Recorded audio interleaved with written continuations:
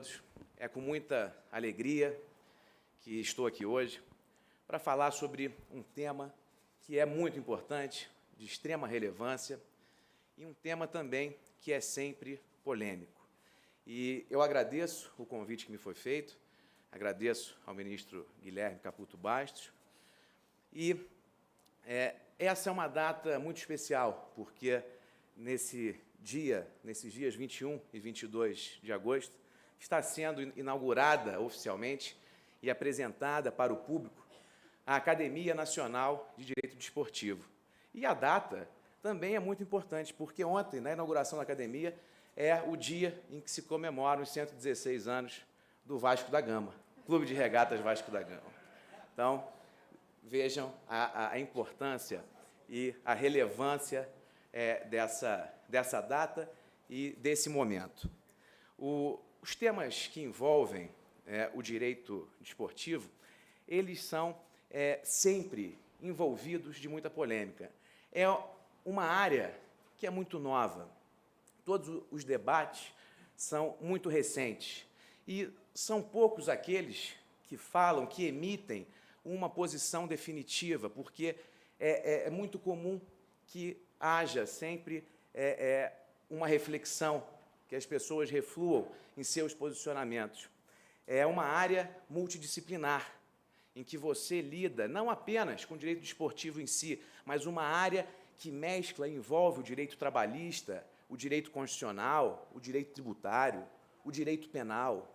E daí, portanto, ser efetivamente uma matéria que se credencia para ocupar definitivamente os bancos das faculdades como uma cadeira obrigatória, e não apenas como uma mera cadeira eletiva. Nesse ano, nós temos também um acontecimento especial. Depois de 64 anos, a Copa do Mundo de Futebol FIFA voltou a ser realizada no nosso país. Esse fato, sem dúvida nenhuma, também contribui para o aumento no interesse nos temas ligados ao direito desportivo. E, para falar sobre o objeto central do debate do nosso painel, que é justamente a compatibilidade ou incompatibilidade da CLT com a Lei Pelé, é importante que façamos uma volta ao passado, exatamente para relembrar determinados momentos. Eu vou ter que falar aqui de uma maneira muito breve, para não ocupar muito o espaço e nem cansar os espectadores, mas é fundamental relembrarmos de fatos que, pelo ponto de vista histórico, são fatos recentes, mas que aconteceram no início do século XX. Um dos fatos emblemáticos foi, por exemplo, a conquista do Campeonato Sul-Americano de 1919 pela seleção brasileira, Campeonato Sul-Americano que hoje é a Copa América, na forma que conhecemos. Naquele campeonato, tivemos a presença de um jogador que foi um dos responsáveis pela conquista do Brasil, pela conquista do título, que foi Arthur Friedenreich. Esse jogador, eu sempre gosto de me referir a ele, até com muita reverência, porque ele simboliza a própria natureza do brasileiro. Ele é o biotipo do brasileiro, que é essa mistura de raças.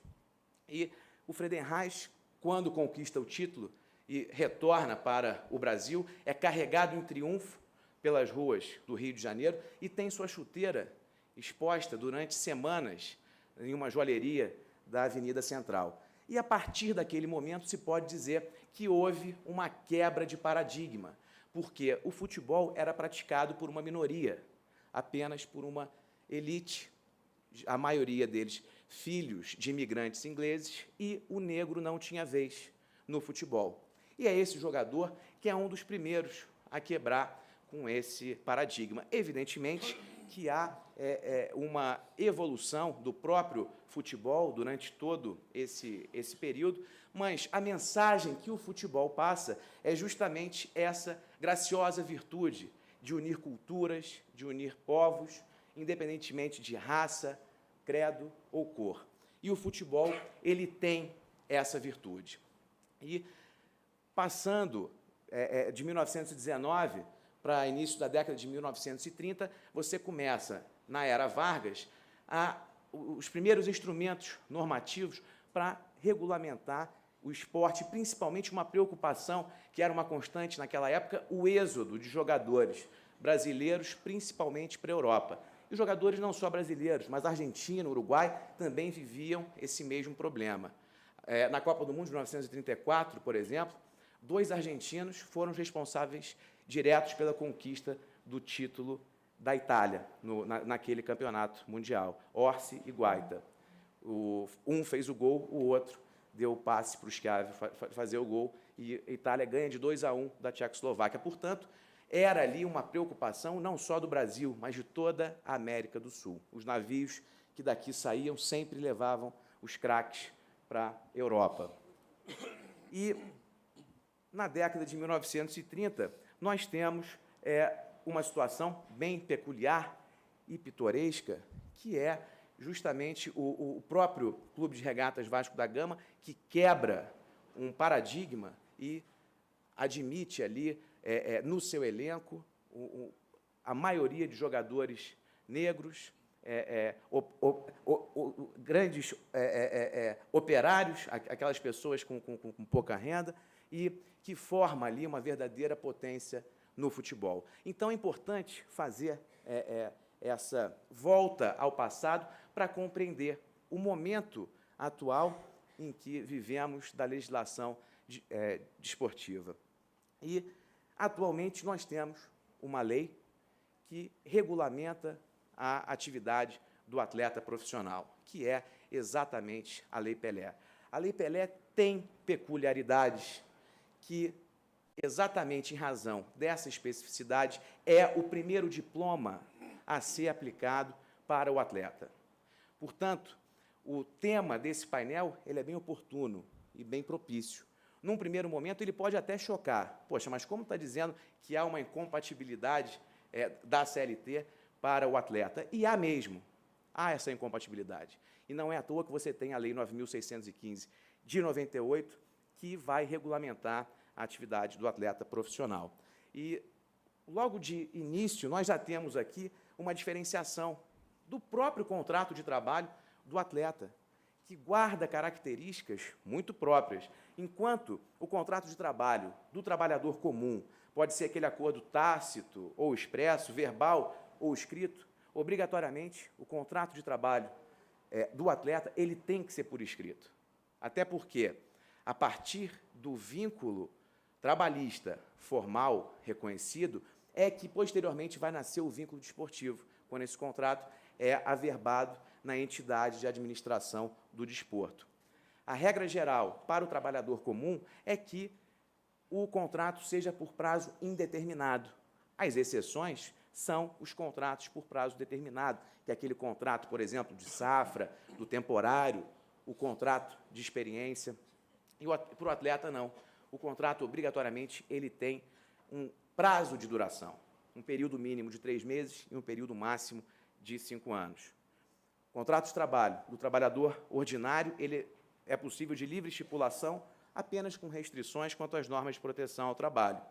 E, no contrato do atleta, existem cláusulas que obrigatoriamente devem constar desse contrato, como, por exemplo, a definição do valor do salário, a cláusula compensatória, a cláusula indenizatória, ou seja, são obrigações que, por força de lei, tem que constar daquele contrato do atleta. Então, já na própria gênese, na origem desse contrato de trabalho, já nascem essas diferenças entre o trabalhador comum e o atleta. E é por isso que se pode dizer mesmo que, em determinados pontos, a CLT é incompatível com a atividade do atleta profissional. E é por isso que existe uma legislação específica, que existe uma legislação própria.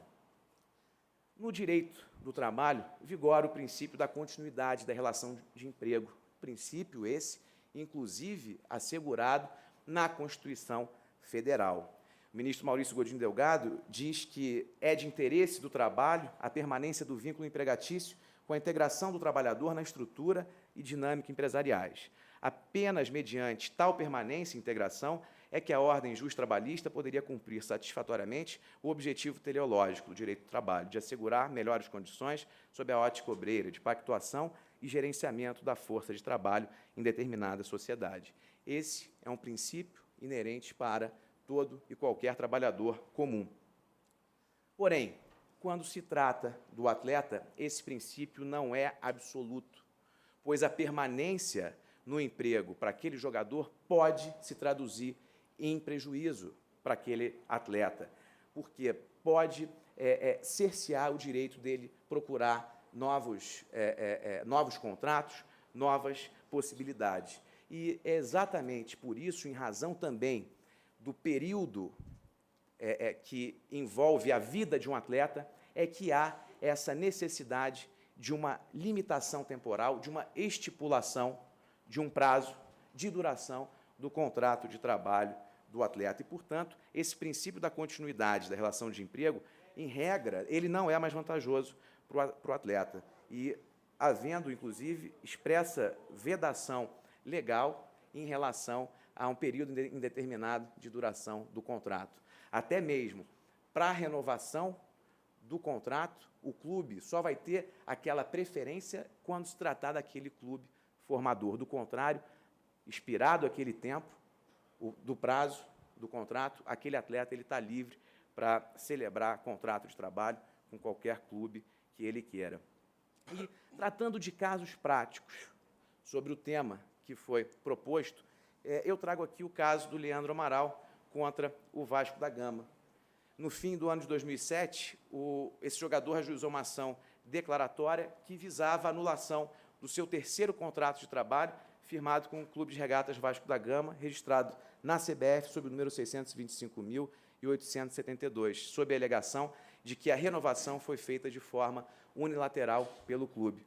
Num primeiro momento, a Vara do Trabalho do Rio de Janeiro, em decisão de caráter liminar, diz que aquele contrato, de fato, não respeitou a vontade do atleta. Por essa razão, ele estaria livre para celebrar contrato com qualquer clube que ele quisesse. E, com base nessa liminar, ele celebra um contrato com o Fluminense, inclusive já passa a treinar naquele clube das Laranjeiras, de coração do meu amigo Marcelo Moura. E, evidentemente, que o clube recorre e surgem vários incidentes processuais. E um dos últimos incidentes processuais veio parar aqui no TST. Foi ajuizado como uma reclamação correcional e recebido como pedido de providência. É bem verdade que o ministro João Oreste Dallazen, na época, o corregedor do tribunal, ele não adentrou o mérito, mas, na decisão, ele demonstra ali claramente que analisou a questão específica e relativa de um atleta profissional, e não como um trabalhador comum.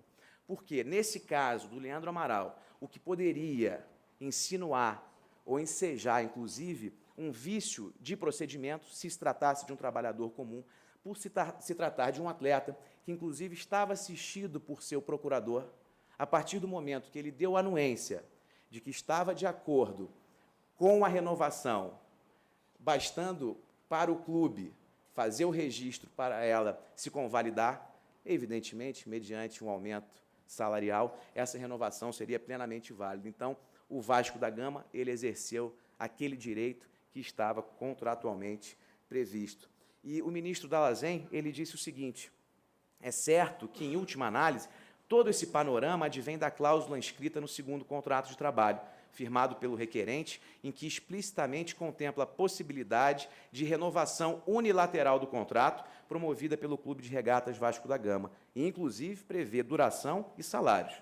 Entretanto, a pretendida declaração de nulidade do contrato CBF 625.872, estabelecida entre o requerente e o Clube de Regatas Vasco da Gama, bem como a restauração dos efeitos do contrato de trabalho firmado com a agremiação Fluminense Futebol Clube, sob o número CBF 597.313, traduzem questões de cunho essencialmente jurídico, cujo exame refoge a atuação administrativa da Corregedoria Geral da Justiça do Trabalho. Ademais, não se trata de assegurar ou não ao requerente o direito ao trabalho, sagrado e constitucional. Tal direito está plenamente garantido junto ao Clube de Regatas Vasco da Gama, aliás, por um salário nada desprezível, de R$100 mil mensais. Está claro que o requerente não é obrigado a prestar labor a uma agremiação esportiva, com a qual se incompatibilizou virtualmente, ou que, por qualquer motivo, não consulte mais aos seus interesses. Nesse caso, é ilícito rescindir o contrato renovado, desde que suporte a respectiva cláusula penal, que, até como imperativo ético, é válida para ambos os contratantes, não apenas para a agremiação esportiva. Não se descortina, pois, um quadro de irremediável comprometimento ao livre exercício do trabalho ou de profissão.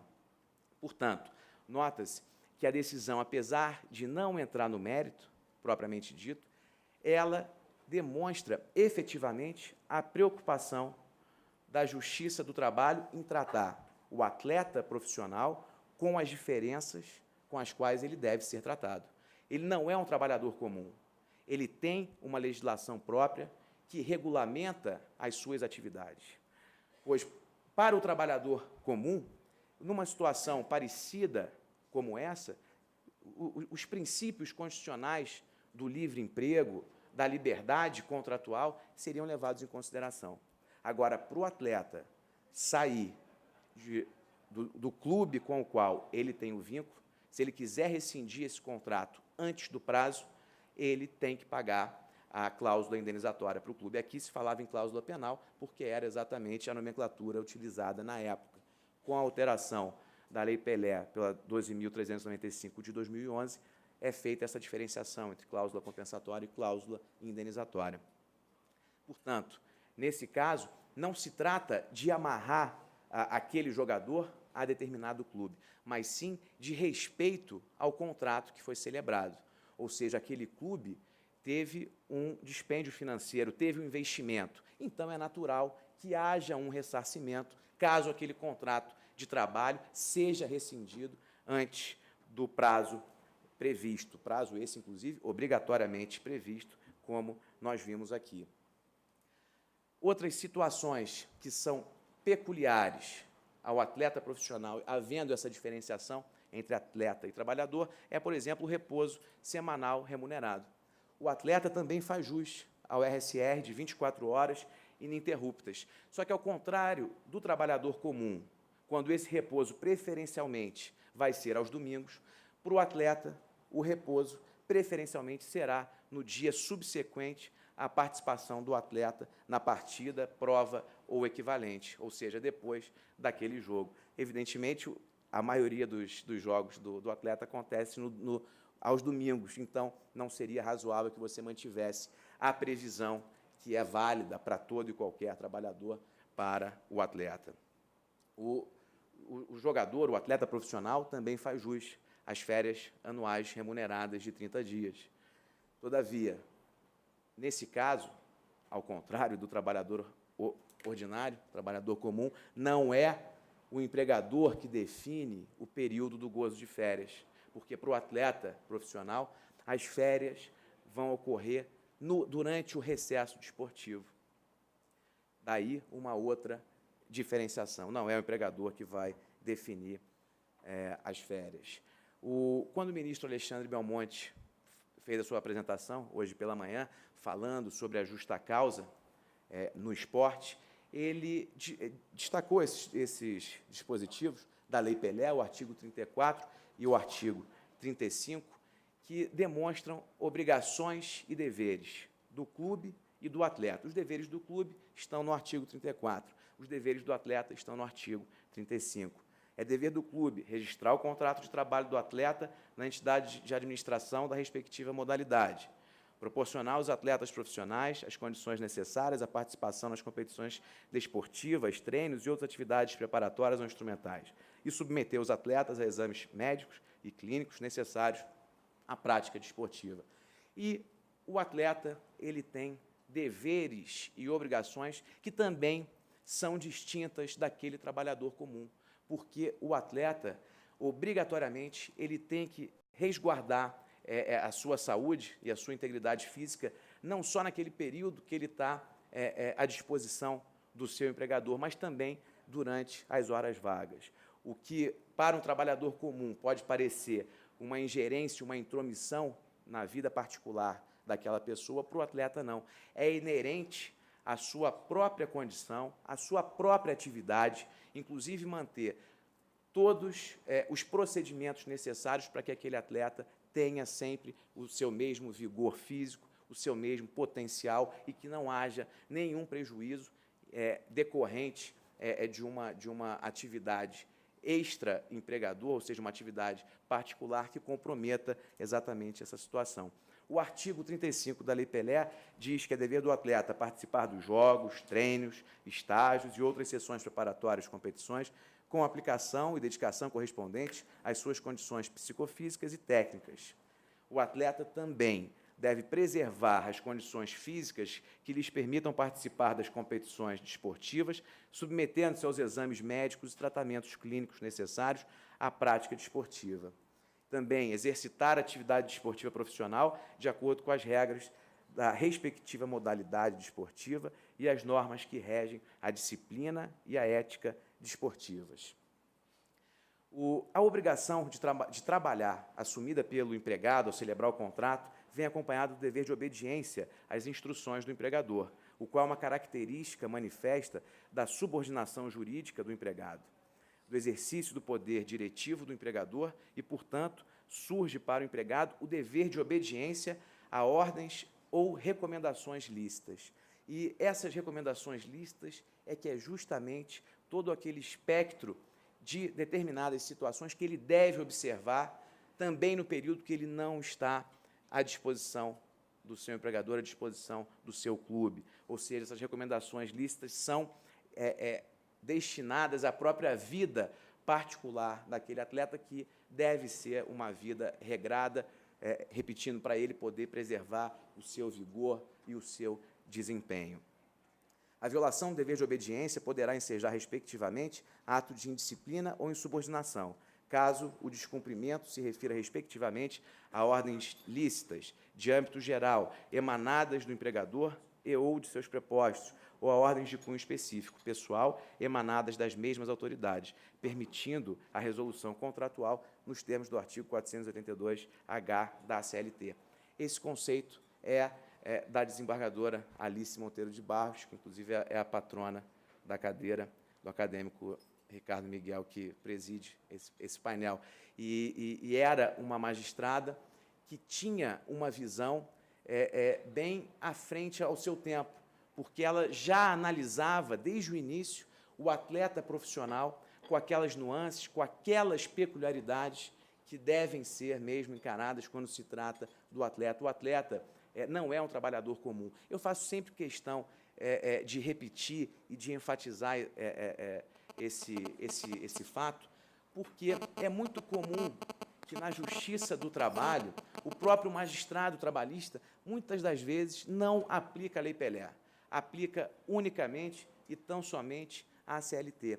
E a desembargadora Alice Monteiro de Barros, ela, inclusive, além de deixar ótimos acordos nesse sentido, envolvendo questões de atleta, deixou uma vasta biografia e que sempre enfatizava essa questão. Outro ponto que ela sempre mencionava também, fazendo essa diferenciação, era no tocante à hora extra do atleta, que era uma questão que sempre foi muito polêmica. Para o trabalhador comum, não tem errado, a Constituição estabelece um limite de 8 horas diárias e 44 horas semanais.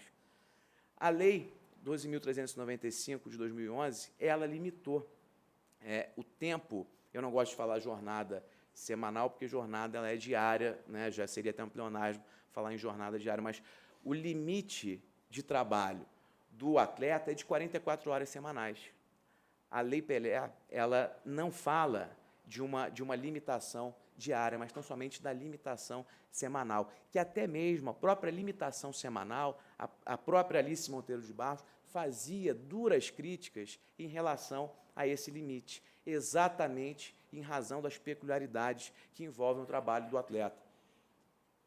No mesmo momento que ele tem o dever de preservar a sua integridade física durante toda a sua vida profissional ativa, ele também tem, goza de determinados, também não gosto de falar de privilégios, mas seria alguma coisa nesse sentido, goza de privilégios no tocante ao cumprimento do seu mistério, ou seja, ao desempenho do seu trabalho, porque nenhum clube, em sã consciência, vai submeter o seu atleta, o seu jogador, a uma jornada extenuante, sob pena, inclusive, de provocar uma fadiga muscular, de provocar contusões, que isso vai ter consequência para o clube. Inclusive, um dos painéis aqui, uma das palestras dessa mesa vai ser exatamente isso, a responsabilidade do clube. Então, evidentemente que o clube não vai colocar em risco o seu maior patrimônio. O seu maior patrimônio é justamente aquele atleta, ou aquele possível craque. Então, você falar em limitação de jornada para o atleta, o mais indicado para fazer essa limitação vai ser o próprio clube, que certamente vai adotar medidas para preservar a integridade física do seu atleta. Portanto, o atleta profissional, ele tem deveres, sim, são deveres que são rígidos, até mesmo porque a vida útil de um atleta é muito curta, Um atleta ele vai jogar com aquele mesmo vigor por um período ali, a gente está falando de 15 anos, alguma coisa nesse sentido, menos até, e por essa razão é que há essa necessidade de uma preservação das suas condições físicas. Esse, senhoras e senhores, é um tema, né, os deveres do atleta, e esses casos práticos, eles são muitos, exemplos não faltam, mas a mensagem que eu gostaria de trazer aqui é que o atleta profissional, ele não pode ser encarado de maneira nenhuma como um trabalhador comum.